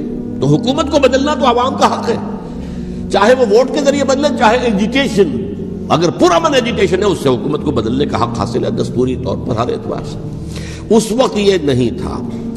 لہذا صورتحال یہ بن گئی کہ حکومت وقت نے باور کرا دیا مسلمانوں کو. ورنہ سوچئے نواسہ رسول کو قتل کرنا کوئی آسان کام تھا. آخر سب کلمہ گو تھے کہ نہیں تھے؟ کلمہ گو تو تھے نا، اور حضور سے عقیدت اور محبت میں کمی. لیکن یہ کہ فتویٰ اگر ایک بہت بڑے مفتی کا، جو کہ حضرت علامہ ڈاکٹر قلب صادق صاحب نے فرمایا، مجھے اس مفتی کا نام بھی معلوم نہیں، کہ ایک مفتی ہی کا فتویٰ تھا وہ، جس کے بنا پر اب ان لوگوں نے حضرت حسین کو قتل کیا. اور یہی وجہ ہے کہ انہوں نے پھر خیموں کو بھی آگ لگا دی. وائی؟ حالانکہ دیکھیے اگر دشمنی کا انتقام ہوتا تو حضرت علی بن حسین جو بیمار تھے، جو بعد میں زین العابدین رحمت اللہ علیہ کے نام سے پھر یہ اہل تشیع کے چوتھے امام معصوم ہیں، حضرت علی، حضرت حسن، حضرت حسین، اور پھر حضرت علی بن حسین زین العابدین رحمۃ اللہ علیہ، کیا ان کو بھی قتل کرتے تھے؟ حضرت حسین کی نسل ہی ختم ہو جاتی، لیکن نہیں کیا۔ آگ کیوں لگائی؟ آگ اس لیے لگائی کہ وہ جو ڈاکومنٹری پروف ہے ہماری غداری کا، یزید کے خلاف حضرت حسین کو جو ہم نے دعوت دی، وہ جو ڈاکومنٹری پروف خطوط کی شکل میں موجود ہے وہ ختم ہو جائے، ڈسٹرائے ہو جائے۔ اس کے لیے انہوں نے خیموں میں آگ لگائی۔ بہرحال یہ ہے تاریخی پس منظر، یہ اسی سبائی فتنے کا تسلسل ہے جس نے سب سے پہلے حضرت عثمان کی جان لی رضی اللہ تعالیٰ عنہ۔ 5 سال تک مسلمانوں میں خانہ جنگی رکھی، حضرت علی کو پھر شہید کیا، اور اس کے بعد جو ہے 20 سال حضرت امیر معاویہ کے تو سر نہیں اٹھا سکے، لیکن پھر جب ایک چینج اوور ہو رہا تھا تو اس وقت انہوں نے موقع غنیمت سمجھا کہ اب کھڑے ہو جاؤ اور اب دوبارہ ایک فتنہ جو ہے اس کو امت کے اندر پیدا کر دو۔ اچھا، اس معاملے میں ایک بات جو میں نے وہاں کہی کہ ہمارے ہاں شاعرانہ جو مبالغہ آمیزی ہے، یہ میری گفتگو کا حصہ انہوں نے حذف کر دیا ہے، اور میں نے ایک سنی شاعر، بہت بڑے عالم، جن کے حوالے سے آج بھی میری تقریر ہوگی خالق جناح ہال میں، مولانا محمد علی جوہر کے ایک شعر کے حوالے سے کہا کہ قتل حسین اصل میں مرگ یزید ہے، اسلام زندہ ہوتا ہے ہر کربلا کے بعد۔ میں نے کہا بالکل محمل شعر ہے، اسلام مرا ہی نہیں تھا، زندہ ہونے کا کیا سوال؟ اور اگر کسی درجے میں مزمحل یا زخمی ہوا تھا تو وہ تو رہا، کربلا کے بعد بھی رہا، یزید کی حکومت بھی رہی، بنو امیہ کی حکومت بھی چلی، کوئی تبدیلی تو نہیں آئی۔ یہ کیا کہہ رہے ہیں؟ اسلام زندہ ہوتا ہے کربلا کے بعد؟ میں نے کہا اسلام مرا نہیں تھا۔ جیسے میں نے یہ کہا کہ ملوکیت جو ہے وہ اب شروع نہیں ہوئی، ملوکیت تو 20 برس پہلے شروع ہو چکی تھی حضرت امیر معاویہ کے، لیکن ظاہر بات ہے کہ حضرت حسن نے، حضرت حسین نے اس کو قبول کیا، اور حضرت حسین نے تو پھر 10 سال تک ولی عہدی جو تھی چاہے بیعت نہیں کی، لیکن اس کے خلاف میدان میں آ کر چیلنج تو نہیں کیا۔ اس اعتبار سے یہ معاملہ جو ہے اسلام زندہ ہوتا ہے کربلا کے بعد، یہ بے تکی بات ہے۔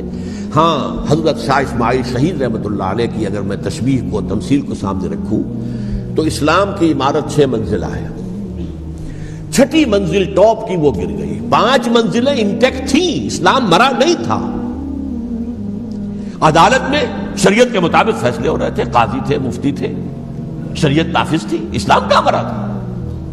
جبکہ خود کہہ رہے ہیں علامہ کلب صادق کے ایک مفتی کے فتوے سے ہی حضرت حسین کو قتل کیا گیا۔ اب وہ مفتی کی رائے، اس کی بدنیتی ہو، جو بھی ہو وہ جانے، اللہ جانے، لیکن عام مسلمان کیا کرے؟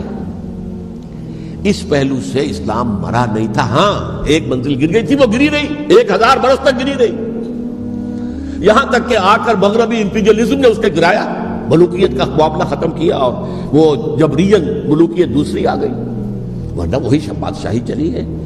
بلکہ دور بنو امیہ میں وہ بادشاہی پوری طرح اس نے بالوں پر نہیں نکالے تھے، اصل باروں پر تو اس نے نکالے ہیں دور بنو عباس میں آ کر، اور پھر سلاطین جو ہے ترک، جو ترک خلفاء ہے، ان کا بھی بادشاہت تھی، اور کیا تھا، وہ خلافت تو نہیں تھی۔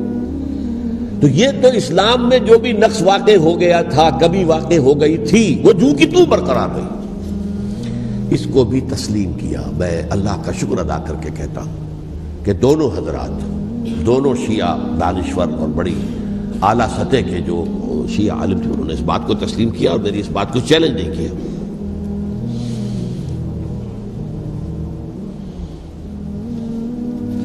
اصل میں تیسری بات میں نے یہ کہی کہ دیکھیے حضرت حسین رضی اللہ تعالی عنہ کی اس شہادت کے بعد، اس کے بعد واقعہ حرہ بھی ہوا، جو واقع کربلا سے بھی بعض اعتبارات سے زیادہ بھیانک اور زیادہ گھناؤنا واقعہ بنو امیہ کی تاریخ ہے، جس کو لوگ جانتے ہی نہیں۔ مدینہ کے کچھ لوگوں نے بغاوت کی اور انہوں نے اس کے خلاف فوج بھیجی، اور فوج کو جب مدینہ فتح کر لیا، 3 دن کے لیے حلال کر دیا، جو چاہو کرو، یہاں جسے چاہو مارو، جسے چاہو لوٹو، جس کا گھر چاہو برباد کرو، جس عورت کو چاہو ریپ کرو، اور یہ مدینہ النبی کے اندر ہوا۔ تو کاٹ کھانے والی ملوکیت کے اندر بہت سے واقعات ہوئے۔ عبداللہ ابن زبیر کھڑے ہوئے، انہوں نے حکومت قائم کی تھی، لیکن یہ کہ وہ تو 6 سال کے لیے کامیاب بھی رہے، ایک حکومت قائم کی، بنو امیہ کے ہاتھ پر بیعت نہیں کی، بالآخر ان کی حکومت بھی ختم ہو گئی۔ پھر حضرت زید کھڑے ہوئے، انہوں نے بغاوت کی، وہ بھی ناکام رہ گئے۔ پھر بنو عباس میں کھڑے ہوئے حضرت نفس زکیہ، حضرت حسن رضی اللہ تعالیٰ عنہ کی اولاد میں سے، وہ بھی ناکام ہو گئے، شہید ہو گئے۔ پھر یہ سمجھ لیا گیا کہ اب یہ جہاں تک چھٹی منزل ہے وہ تو دوبارہ تعمیر نہیں ہو سکتی، یہ تو جس کی لاٹھی اس کی بھینس، جس کے پاس طاقت ہوگی اس کی حکومت ہوگی، جس کا قبیلہ زیادہ قوی ہوگا، جس قبیلے میں زیادہ عصبیت ہوگی، مضبوط ہوگا، متحد ہوگا، طاقتور ہوگا، اسی کی حکومت ہوگی۔ البتہ اس کے نیچے لوگوں کے اخلاق کی اصلاح کرو۔ صوفیاء کرام نے وہ کام اپنے ذمہ لیا، اور بالکل وہی کام ہے کہ جو ائمہ اہل بیت کرتے رہے۔ حضرت حسن کی اولاد میں پھر حضرت علی بن حسین رضی اللہ تعالی، حضرت حسین کی اولاد میں پھر امام محمد باقر، امام محمد جعفر صادق، اور اس کے بعد بھی 5 اور، کسی نے بغاوت نہیں کی۔ جیسے علماء کرام کام کر رہے تھے اور جیسے صوفیاء کرام کام کر رہے تھے، ایسے ہی وہ مسلمانوں کی علمی تربیت، روحانی تربیت و تزکیہ کر رہے تھے، کسی نے حکومت کو چیلنج نہیں کیا۔ نوٹ کر لیجیے اس بات کو۔ حضرت علی نے بھی چیلنج نہیں کیا تھا، حضرت حسن نے چیلنج نہیں کیا، خود صلح کر لی۔ تو ائمہ اہل بیت جو 12 یہ گنتے ہیں، جن میں سے آخری جو ہے حضرت مہدی کو تو ابھی ظاہر ہونا ہے، ان کے عقیدے کے مطابق وہ روح پوش ہیں، وہ ظاہر ہوں گے۔ لیکن 11 حضرات کے بارے میں یہ کہ حضرت حسین کے سوا کسی نے بھی چیلنج نہیں کیا وقت کے نظام میں، اور حضرت حسین نے بھی اس مغالطے پر کیا کہ کوفی ساتھ دیں گے، اور یہ موقع ہے کہ یہ جو چھٹی منزل اسلام کی گر گئی ہے اسے دوبارہ تعمیر کر دیا جائے۔ انہوں نے خلافت کا دعویٰ نہیں کیا تھا، یہ انہیں عوام کو مغالطے میں مبتلا کیا گیا کہ یہ خلافت کا مدعی ہو کر سامنے آیا۔ جیسا کہ میں نے آپ سے کہا تھا، امیر معاویہ نے حضرت علی کے عہد خلافت میں کبھی خلافت کا دعویٰ نہیں کیا، مدعی خلافت نہیں تھے وہ تو یہ کہتے تھے کہ قاتلان حسین جو ہے، قاتلان عثمان کو سزا دو، قصاص دو، بس۔ اسی طرح حضرت حسین نے بھی، اب دیکھیے اس ضمن میں اس میں کوئی شک نہیں ہے، حضرت حسین رضی اللہ تعالی عنہ کی جو شہادت ہوئی ہے، ان کے ساتھیوں کی، اعزاء و اقارب کی، تاریخ انسانی میں یہ عزم، ہمت، شجاعت، مثابرت، صبر، استقلال، استقامت، اس کی بہت روشن مثال ہے، بہت روشن مثال ہے، بہت روشن مثال ہے۔ لیکن اس سے تاریخ کی رفتار پر کوئی اثر نہیں پڑا۔ وہ جو ملوکیت آ گئی تھی وہ اور گہری سے گہری ہوتی چلی گئی۔ واقعہ کربلا کے بعد تو واقعہ ہررا ہوا، میں نے گنوا دیا، اس سے زیادہ تو میرے خیال میں کہ اور ہمارے لیے لائق شرم جو ہے کوئی واقعہ ہے ہی نہیں اس پہلو سے۔ لیکن حضرت حسین کا ایک، اب ان کو یہ کہ میں مطلب یہ کہ اگر میں ان کے ہاتھ پر بیعت کر لیتا ہوں، جو کہ اس وقت سامنے موجود تھے، کہ یزید کی بیعت تمہارے ہاتھ پر کرتا ہوں، تو گویا کہ اپنے آپ کو سرنڈر کر دیتے۔ وہی خطرہ جو امیر معاویہ کو تھا کہ مجھے وہ تو پہنچنے بھی نہیں دیں گے علی تک رضی اللہ تعالیٰ عنہ، اور مجھے پہلے ہی شہید کر دیں گے، یہی خطرہ حسین کو تھا رضی اللہ تعالیٰ عنہ کہ مجھے یزید تک پہنچنے نہیں دیں گے، پہلے ہی قتل کر دیں گے۔ اور ویسے بھی یہ ایک شرافت، مروت اور حمیت اور غیرت اور عزت نفس کا تقاضا بھی تھا کہ بھائی معاملہ ہے یزید کا، میرا مجھے وہاں جانے دو، اللہ اللہ خیر سے، یو کین اسکورٹ می، میرے دائیں بائیں چلو تاکہ میں کہیں اور بھاگ نہ جاؤں تمہارے خیال میں، مجھے وہاں پہنچا دو، میں وہاں پہ جا کے اس سے معاملہ کر لوں۔ لیکن انہوں نے قتل کیا، اصل قاتلان کوفی، وہی سبائی۔ البتہ یہ ہے کہ اس واقعے کی جو یادگار ہے اس میں کوئی شک نہیں ہے کہ اس نے مسلمانوں میں سے ایک گروہ کے دل میں قربانی اور شہادت کا جذبہ بہت پیدا کیا، اس میں کوئی شک نہیں۔ اور جس طریقے سے کہ عاشورہ محرم میں یاد منائی جاتی ہے، جس طریقے سے اس نے اہل تشیع کے اندر قربانی کا جذبہ بے انتہا پیدا کر دیا، اگرچہ وہ جذبہ بروئے کار نہیں آتا، اس لیے کہ ان کے ہاں یہ عقیدہ ہے، یہ طے ہے کہ جب تک حضرت مہدی ظاہر نہیں ہوں گے ہم کسی کے خلاف بغاوت نہیں کریں گے۔ یہ پوری تاریخ میں ان کا معاملہ رہا، تمام جو ہے ائمہ اہل بیت کا معاملہ رہا، جب تک مہدی نہیں آتے keep sitting and keep waiting, wait and see, that's all. یہ تو خمینی صاحب نے کیا ہے، آیت اللہ خمینی صاحب نے، کہ کہ انہوں نے یہ ایران کے شیعوں کو باور کرایا کہ بھائی جب آئیں گے حضرت مہدی آ جائیں گے، لیکن ہم اب ہاتھ پر ہاتھ رکھ کر بیٹھے رہیں، باطل کو چیلنج بھی نہ کریں، ہمیں کچھ تو کرنا چاہیے، وہ ہاتھ پاؤں ہلانے چاہیے، اور کچھ نہیں تو مہدی کا راستہ جو ہے صاف کرنا چاہیے، تمہید کرنی چاہیے، ان کے راستہ ہموار کیا جائے۔ تو یہ ان کی بڑی عظمت ہے آیت اللہ خمینی صاحب کی کہ اہل تشیع ایران کے جو ہے ان سے انہوں نے یہ بات منوا لی کہ ہم بالکل انرٹ نہیں بیٹھے رہیں گے، بلکہ اب انہیں نائب امام قرار دے کر اور ولایت فقیہ کے فلسفے کے حوالے سے، یہ دو چیزیں ان کی جو ہیں بنیادی فلسفے کی ہیں، وہ اس وقت میرا موضوع نہیں ہے، انہوں نے عوام کو ایسا کھڑا کیا ہے کہ 20,000 سے لے کر 30,000 کے درمیان انسانوں نے جانیں دے دی، عورتوں کے جلوس نکلے، شیرخوار بچہ گود میں ہے عورت کے اور گولی کھا رہی ہے اور مر رہی ہے، گر رہی ہے۔ آپ سوچئے زندگی کتنی عزیز ہوتی ہے، اور شیرخوار بچے کے لیے ماں کی جو زندگی ہے، اس ماں کو اپنی زندگی کتنی عزیز تر ہوگی کہ اپنے لیے نہیں تو اس بچے کے لیے مجھے جینا ہے، لیکن نہیں، گولیاں کھائیں گری۔ یہ جذبہ انہی میں ہے۔ واقعہ یہ ہے کہ اہل سنت کے اندر یہ جذبہ نہ ہونے کے برابر ہے، یہ میں واشگاف الفاظ میں کہہ رہا ہوں۔ پورے عالم اسلام میں صرف شیعہ ایران ایسا نکلا ہے کہ جس نے بادشاہت کا خاتمہ کیا، باقی سعودی عرب میں بادشاہت بیٹھی ہوئی ہے، ڈٹ کر بیٹھی ہوئی، اربوں ڈالر کا ایک ایک محل بنتا ہے ان بادشاہوں کا، اور سنی سن ہے، سن، کوئی حرکت نہیں۔ وہ تو اب جو حرکت ہو رہی ہے وہ اینٹی امریکن حرکت ہے جو ہو رہی ہے، وہ در حقیقت وہ مسئلہ بالکل دوسرا ہے جو اس وقت ہو رہا ہے، لیکن یہ کہ عالم اسلام میں کوئی تحریک ایسے نہیں اٹھی۔ یہ اہل تشیع میں ہے جو بالکل استثنائی بات ہے کہ انہوں نے جو ہے ایک ایسا بادشاہ جس کو کہا جاتا تھا کہ اس کا جو اسلحہ خانہ ہے وہ ایشیا میں سب سے بڑا اسلحہ خانہ ہے، جو 2500 سالہ پرانی جو ایک عظمت تھی ایران کی، اس کو دوبارہ تازہ اور زندہ کرنا چاہتا تھا۔ 2500 سالہ برسی اس نے منائی تھی، اس کے لیے ایک شہر آباد کیا تھا کہ خسرو یا سائرس یا ذوالقرنین قرآن مجید کی اصطلاح میں اس کی یادگار بنائی تھی، اور وہ سوچ رہا تھا کہ وہی عظمت دوبارہ ایران کی ہوگی جو کہ خسرو کے زمانے میں تھی، جس کا قرآن مجید میں سورہ کہف کے اندر ذکر ہے، مشرقی فتوحات، مغربی فتوحات، شمالی فتوحات۔ تو وہ بادشاہ جو اس کو بھاگنا پڑا ہوا قربانی کی وجہ سے۔ تو یہ جو ہے واقعہ کربلا نے، اس میں کوئی شک نہیں ہے کہ ایک ایسی مشعل روشن کی ہے جس کو کہ ہر شخص کو دیکھنا چاہیے۔ یہ بھی انسان، جیسے کہ اقبال نے ایک شعر کہا تھا غالب کے لیے، فکر انسان پر تیری ہستی سے یہ روشن ہوا ہے، پرے مرغ تخیل کی رسائی تاک ہو جا۔ تو فکر انسان پر حضرت حسین کی قربانی سے یہ واضح ہوا ہے کہ انسان کس حد تک جا سکتا ہے قربانی دینے کے لیے اپنے کسی مقصد کے لیے۔ مقصد ان کا جو تھا، میں نے اسی لیے آیت پڑھی تھی، معاذ اللہ ثم معاذ اللہ۔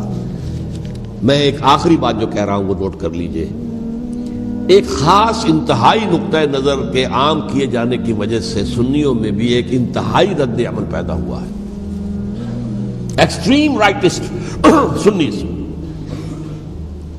اگر ایک طرف سے حملہ کیا گیا ہے حضرت عثمان کی نیت پر، ان کو خیانت کا الزام لگایا گیا، ان پر اقربا پروری کا الزام لگایا گیا، حضرت ابو موسیٰ شریف پر خیانت اور غداری کا الزام لگایا گیا، یہ ساری چیزیں اگر صحابہ کرام کے اوپر ہوئی ہیں، امیر معاویہ پر، امیر اور عمرو بن العاص پر، تو جواب میں کچھ لوگ کھڑے ہو گئے، حضرت علی وہ اقتدار کے طالب تھے، معاذ اللہ ثم معاذ اللہ ثم معاذ اللہ۔ یہ اہل سنت کا موقف نہیں ہے۔ حضرت حسین اقتدار کے طالب تھے، ہرگز نہیں، ہرگز نہیں، ہرگز نہیں۔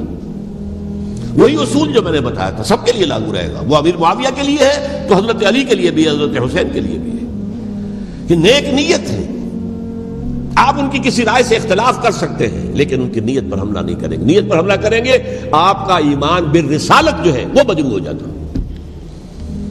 یہ رسول کے ساتھ بھی، رسول نے ان کا تزکیہ کیا، یتلو علیہم آیاتہ ویزکیہم، اس کا سارا عمل محمد کا کیا ہوا ہے صلی اللہ علیہ وسلم۔ تو صحابی کے معاملے میں یہ ہمارے ہاں ان کو اہل سنت جو ہیں، جو معتدل مزاج کے، اور اکثریت ان کی، یہ تو چند لوگ ہیں، ذرا قلم چلا لیتے ہیں تو ان کی بہت سی کچھ چھوٹی چھوٹی کتابیں بھی شائع ہو گئی ہیں بہت، لیکن انہیں اہل سنت نے قرار دیا ناسبی یا خارجی۔ جیسے خوارج نے کہا تھا حضرت علی بھی کافر ہیں اور حضرت امیر معاویہ بھی کافر ہیں، حضرت عمرو بن العاص بھی کافر ہیں، معاذ اللہ ثم معاذ اللہ۔ ایسے ہی کچھ لوگ حضرت حسین پر بھی الزام لگاتے ہیں کہ اقتدار کی ہوس اور طلب کے اندر انہوں نے یہ سارا سفر کیا تھا، اور بس یہ ہے کہ وہ جو بازی تھی وہ ہار گئے. اللہ خیر صلی اللہ، اس سے آگے کیا ہے معاملہ؟ نہیں، معاذ اللہ ثم معاذ اللہ. اسی لیے میں نے آیت آج جو پڑھی تھی ایک اور جو بہت بظاہر آپ کو معلوم ہوئی ہوگی، غیر متعلق ہے میرے آج کے عنوان سے. تلک الدار الآخرۃ نجعلھا للذین لا یریدون علوا فی الارض ولا فسادا. یہ سورہ قصص کے آخری آیات میں سے. دیکھو یہ آخرت کا گھر جو ہے وہ ہم خاص کر دیں گے ان لوگوں کے لیے جو اس زمین میں اپنے اقتدار کے طالب نہیں ہوتے. زمین میں اقتدار کے طالب ہوگے فساد ہو جائے گا. تم بھی طالب، میں بھی طالب، جھگڑا ہوگا، لڑائی ہوگی، دنگا ہوگا، فساد ہوگا. تلک الدار الآخرۃ نجعلھا للذین لا یریدون علوا فی الارض ولا فسادا. جو لوگ زمین میں اپنے اقتدار کے طالب اور اس کے نتیجے میں فساد پیدا کرنے والے نہیں ہیں، ان کے لیے ہم نے آخرت کا گھر خاص کیا ہے. والعاقبۃ للمتقین، اور عاقبت جو ہے، انجام کار آخرت جو ہے وہ تو متقیوں کے لیے ہے. اسی میں آئیں گے سب صحابہ کرام، خواہ وہ حضرت علی ہے رضی اللہ تعالیٰ عنہ، اور خواہ وہ حضرت امیر معاویہ ہیں، حضرت عثمان ہیں رضی اللہ تعالیٰ عنہما، خواہ حضرت حسن ہیں، حضرت حسین ہیں رضی اللہ تعالیٰ عنہما، خواہ عبداللہ ابن زبیر ہے، خواہ عبداللہ ابن عباس ہے، خواہ عبداللہ ابن عمر ہے رضی اللہ تعالیٰ عنہم اجمعین. اس اصول کو سامنے رکھ کر اختلاف آپ کر سکتے ہیں کسی سے بھی، لیکن کسی کی نیت پر حملہ کریں گے تو اصل میں آپ کا ایمان بالرسالت مجروح ہو جائے گا. علی کو نبی اکرم صلی اللہ علیہ وسلم نے اپنا نائب بنا کر چھوڑا تھا جب غزوہ تبوک میں جا رہے تھے مدینے میں. حضرت علی نے کہا کہ مجھے آپ عورتوں کے ساتھ بٹھا کے جا رہے ہیں. فرمایا تمہارا مقام میرے ساتھ وہی ہے جو موسیٰ کے ساتھ ہارون کا تھا. ہارون کو چھوڑ کر گئے تھے نا یہودیوں کے پاس جب گئے تھے تورات لینے کے لیے، تو تمہارا وہی مقام ہے میرے ساتھ. تو یہ حضرت علی ہے رضی اللہ، ان کے بارے میں میرا، ان کی کیا عظمت میری نگاہ میں. تو یہ 3 کتابچے ہیں، مجھے نہیں معلوم تیسرا یہاں ہے یا نہیں ہے. بہرحال آپ لوگوں کو ریکمینڈ کر رہا ہوں کہ ان کا مطالعہ کریں. اب یہ کہ آخری بات یہ ہے کہ اصل ہمارے کرنے کا کام کیا ہے. دیکھیے کیوں نہیں کیا کسی نے بھی خروج کا معاملہ، وہ میں واضح کر چکا ہوں. بغاوت نہیں کی، کیوں؟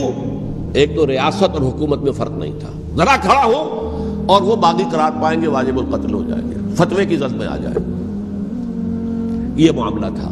اور دوسرے یہ کہ عمارت پوری گری نہیں تھی، ایک منزل گری تھی نا. آج ہم کہاں کھڑے ہیں؟ پوری عمارت گری ہوئی ہے.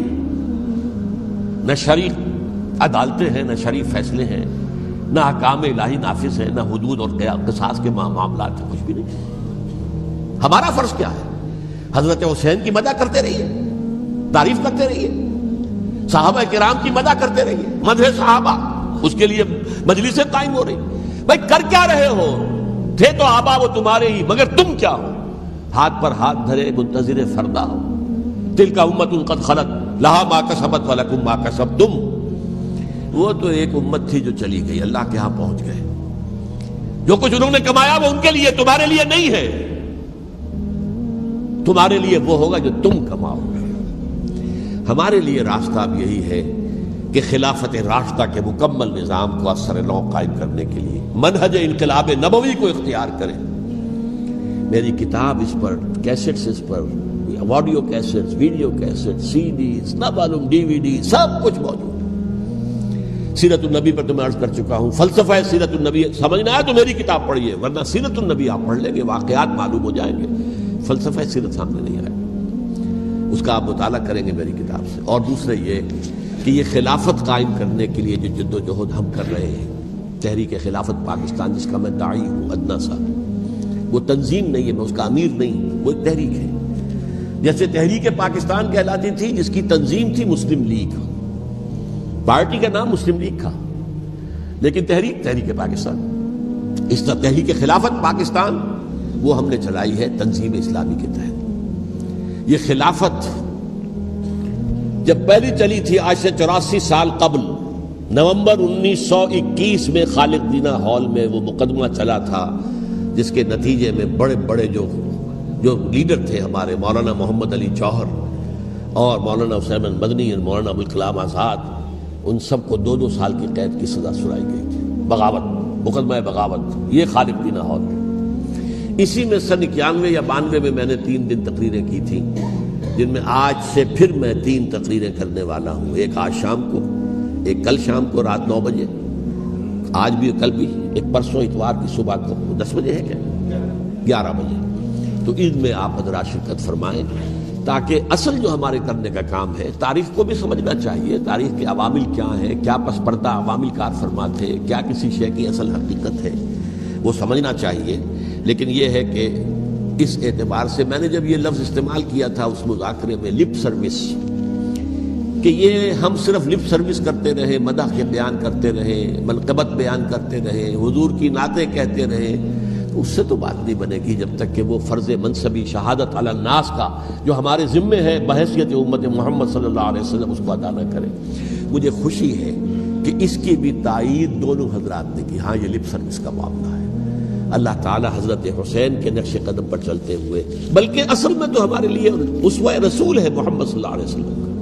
مدینے چلا میں مدینے چلا، میں مدینے چلا، میں مدینے چلا، میں مدینے چلا، میں مدینے چلا، میں مدینے چلا، میں مدینے چلا، پھر کرم ہو گیا میں مدینے چلا، پھر کرم ہو گیا میں مدینے چلا، میں مدینے چلا، میں مدینے چلا۔